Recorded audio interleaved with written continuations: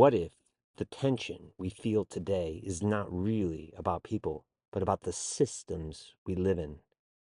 A lot of us feel something is off. There's more stress, more division, and less connection than we expected. It's easy to point at each other and say, that's the problem. Yet, what if the system itself is reshaping how people act? This gives us a different way to look at things, not left versus right, not man versus woman, but system versus system. For a long time, societies have been set up in strong hierarchies. Power flows from the top down, and a few people make most of the decisions.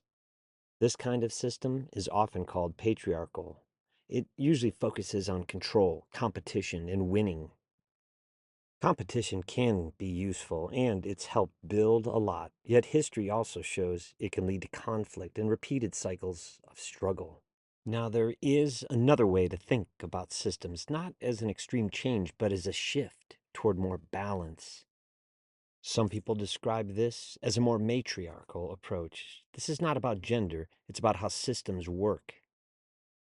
These systems tend to focus more on care, cooperation, and shared responsibility. They often think more about long-term results instead of short-term wins. So again, this is not about men versus women. It's about how we organize power and make decisions. In my own life, I saw this up close. The home I grew up was built on care, stability, and respect. It wasn't about control or dominance. It was about support, listening, and working through things together. That experience shaped how I see systems today. It showed me that structure really matters. So we can ask a simple question. What kind of system creates the results most people actually want? Do we want systems that care for children? Do we want respect for elders and support for families? Do we want fairness, opportunity, and stability? Do we want less conflict and more cooperation? Most people would say yes to those. That's the middle, and that's where we start. Yet many of today's systems still run on hierarchy and control. Power and influence often stay at the top. We see this in politics, in business, and in how information spreads. It often leads to confusion and division. We also see what I call manipulation. Information is used to push emotions instead of helping people understand. When that happens, trust starts to break down. And when trust drops, people begin to step away. This is where the missing one-third comes in, a large group of people that has stepped back from civic life. They are not extreme. Most of them share the same basic values as everyone else.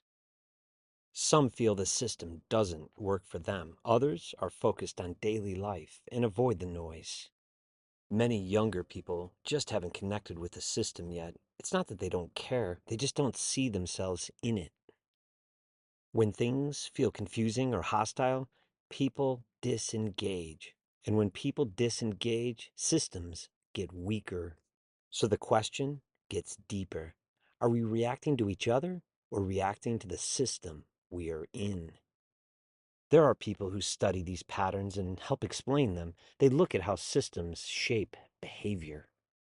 One way to describe it is the pyramid and the pool. The pyramid concentrates power, while the pool shares it. In a pyramid, control and fear often drive decisions. In a pool, people learn together and support each other. When we look at it this way, something becomes clear. Many matriarchal ideas line up more with the pool. They focus on cooperation, shared responsibility, and long-term care. These are values most people already believe in.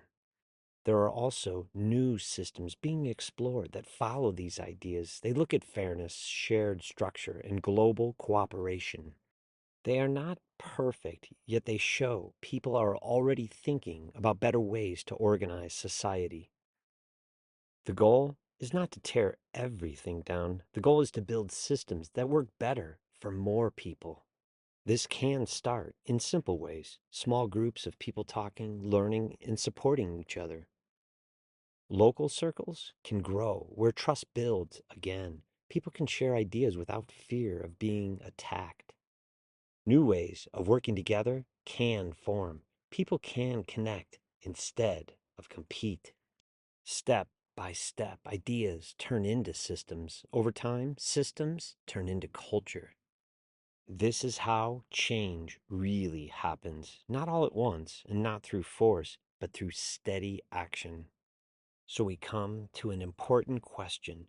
Do things have to get worse before things get better?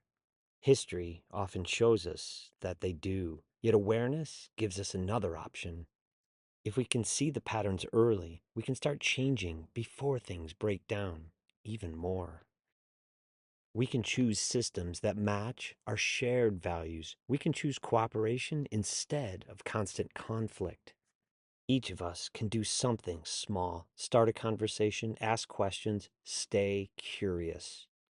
Reach out to someone who may have stepped away. Help bring people back into the conversation.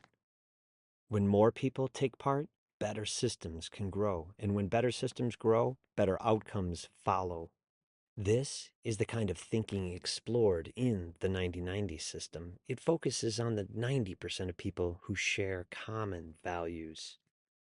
It also focuses on bringing back the missing one third, because when more people are involved, better solutions become possible. We are not choosing sides. We are choosing systems. Together, the pool rises beyond the pyramid.